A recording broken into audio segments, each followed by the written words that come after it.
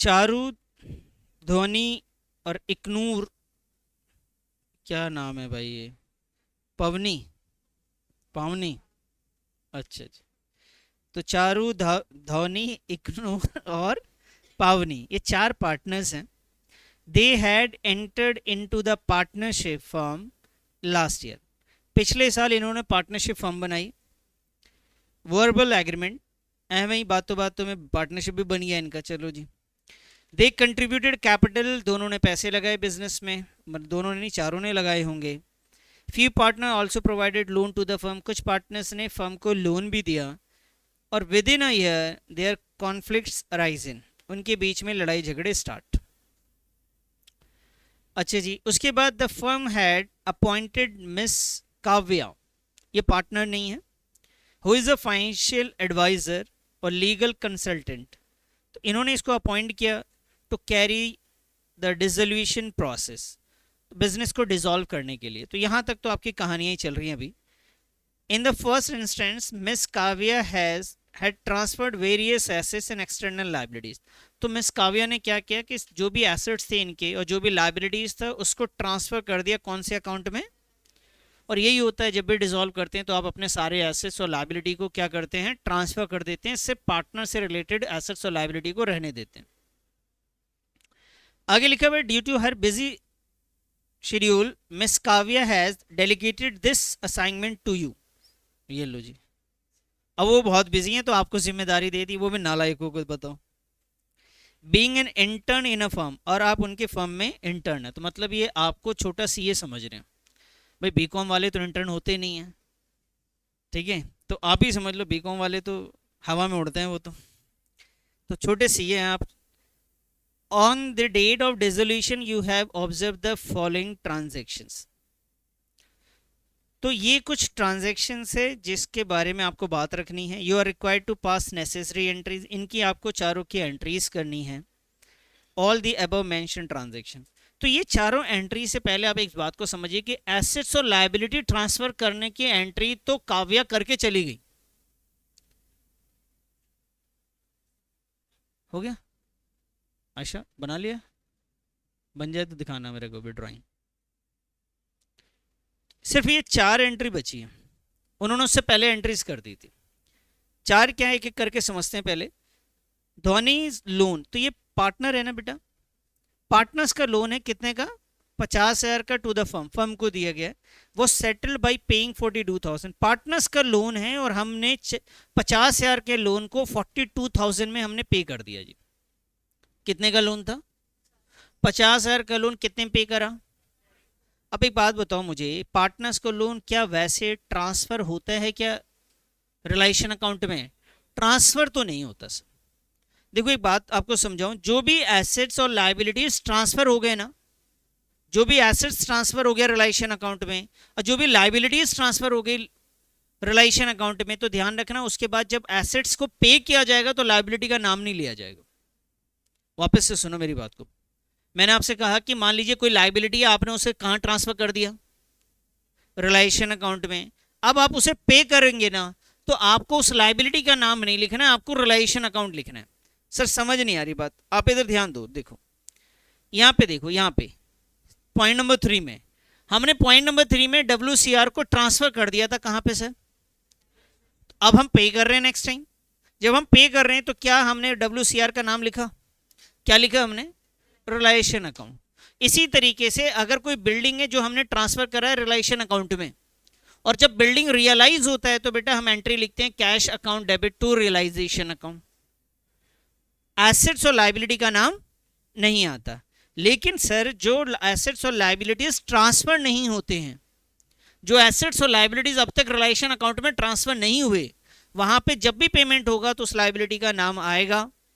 जैसे मैं आपसे एक बात कहूं, यहां पे ध्यान से समझिएगा, तभी आप डिफरेंशिएट कर पाएंगे क्वेश्चन को। जैसे बेटा यहां क्वेश्चन में लिखा हुआ है कि हमने ना किसको पे करा है, नाम बताइएगा जरा, पार्टनर्स के लोन को, सही बात है ये। लेकिन ये पार्टनर्स का लोन नहीं होता और यहां पे होता क्रेडिटर, क्या होता, तो बताओ क्रेडिटर नॉर्मल लायबिलिटी है कि नहीं, पहले ये बताओ, क्या ये ट्रांसफर हुआ है कि नहीं। अगर ट्रांसफर हो गया तो इसकी पेमेंट भी हो रही है, पेमेंट कितना कर रहे हैं बोलो, ध्यान से समझना बेटा, कितना पेमेंट कर रहे हैं? 42,000 के पेमेंट रिलायशन अकाउंट में कौन से साइड लिखेंगे?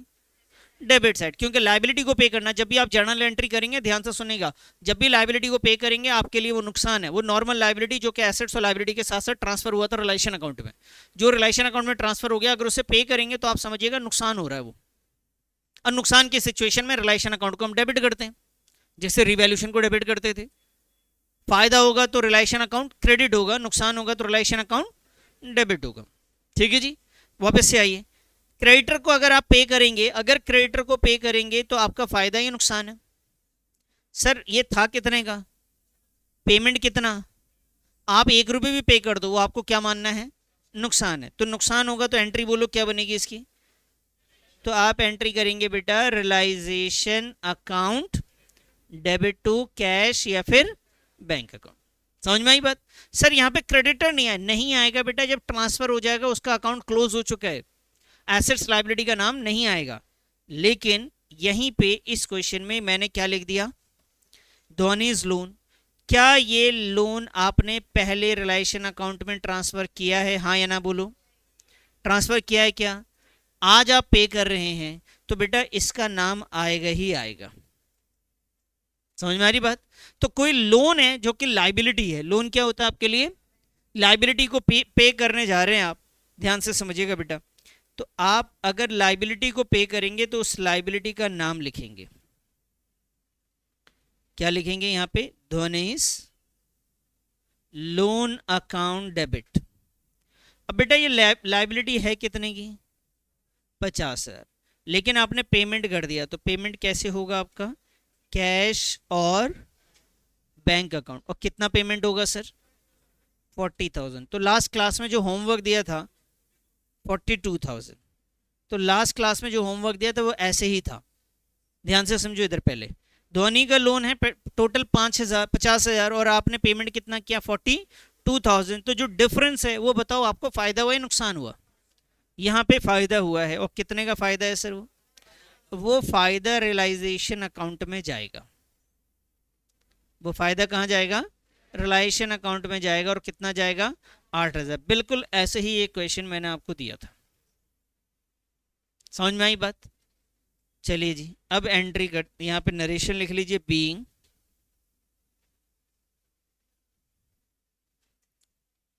Being Dhoni's loan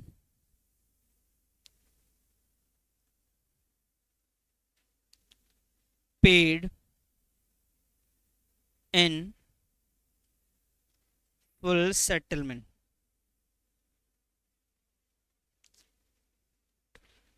full settlement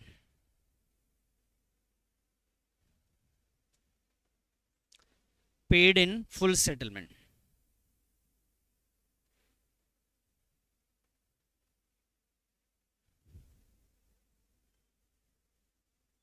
question number 7 का फर्स्ट हो गया सर। अब क्वेश्चन नंबर 7 का सेकंड पार्ट करें आगे।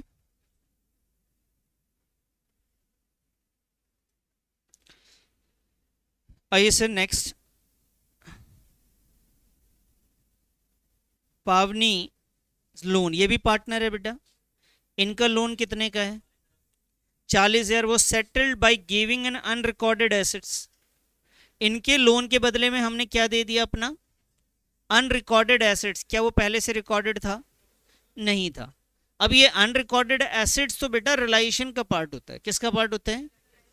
तो पवनी का जो लोन है वो पहले से तो रिलेशन अकाउंट में गया नहीं था, तो आपको लोन पे कर रहे हैं। आप ध्यान से समझिएगा, बहुत इंपॉर्टेंट क्वेश्चन है ये। इस टाइप का भी क्वेश्चन हमने लोन से रिलेटेड 2 क्वेश्चन लास्ट क्लास में जो हमने किया था वो 39 उसमें था ये। उसमें एसेट्स लेके जा रहा था पार्टनर्स का लोन, और जो होमवर्क दिया था वहां पे हमने लोन जो था वो कम पे कर रहे थे सेटलमेंट पे।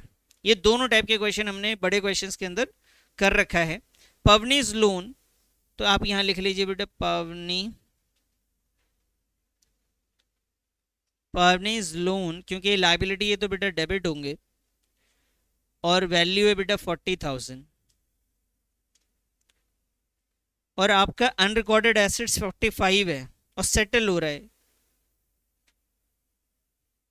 आप यहां लिखेंगे रियलाइजेशन अकाउंट, और यहाँ 45 नहीं लिखना है बेटा, क्योंकि अनरिकॉर्डेड की तो कोई वैल्यू थी नहीं एक तरीके से, वो एसेट्स को तो उन्होंने तो 40,000 ही लगाए ना। उसने बोला ये एसेट्स मेरे को दे दो, मेरी लाइबिलिटी खत्म हो जाएगी, तो 40,000 ही का खत्म हो रहा है सिर्फ।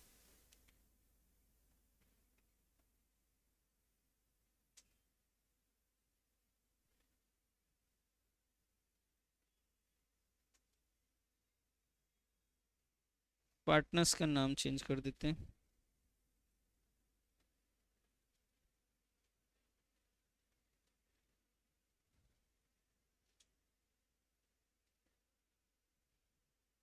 सेकंड हो गया जी।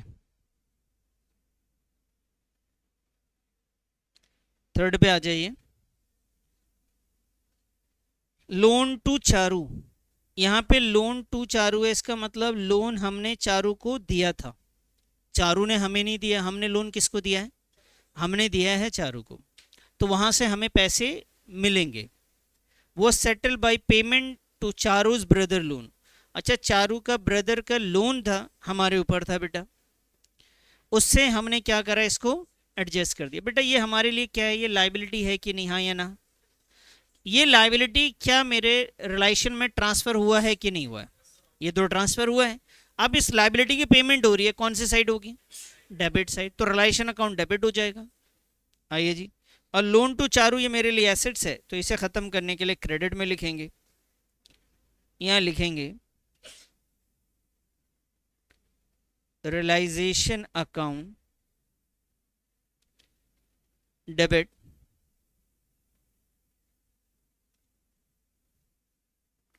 Loan to Charu,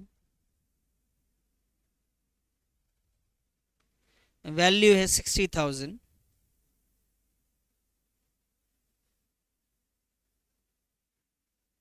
being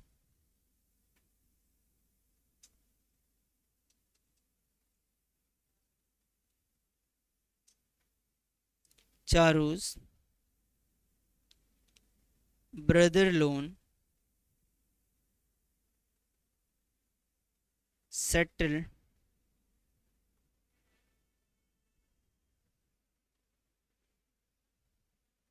settled by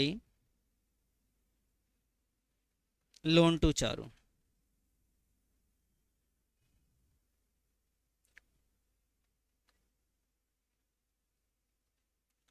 fourth पे आ जाइए बेटा।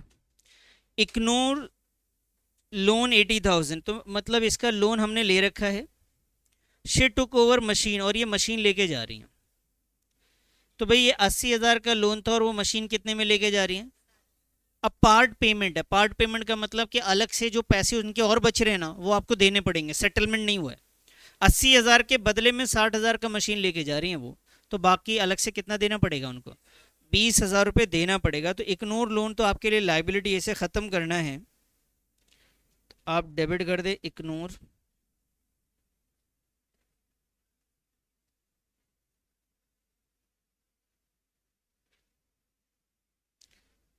Loan account debit to. बेटा एसेट्स को ले जाएगा तो रिलायशन अकाउंट में हम क्रेडिट साइड लिखते हैं, एसेट्स को ले जाता है तो रिलायशन अकाउंट में क्रेडिट साइड लिखेंगे। ये अमाउंट है 80,000, और एसेट्स की वैल्यू कितनी है सर? 60,000। लेकिन अलग से जो पैसे निकल रहे हैं इनके, वो भी आपको पे करने पड़ेंगे, कैश और bank account.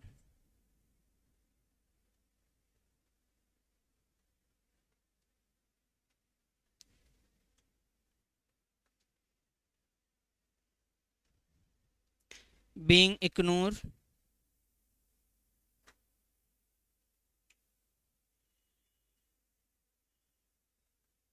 settled with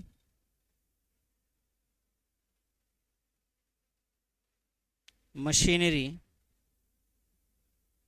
and balance paid by cash. बाकी पैसे हमने कैश से दे दिए इनको।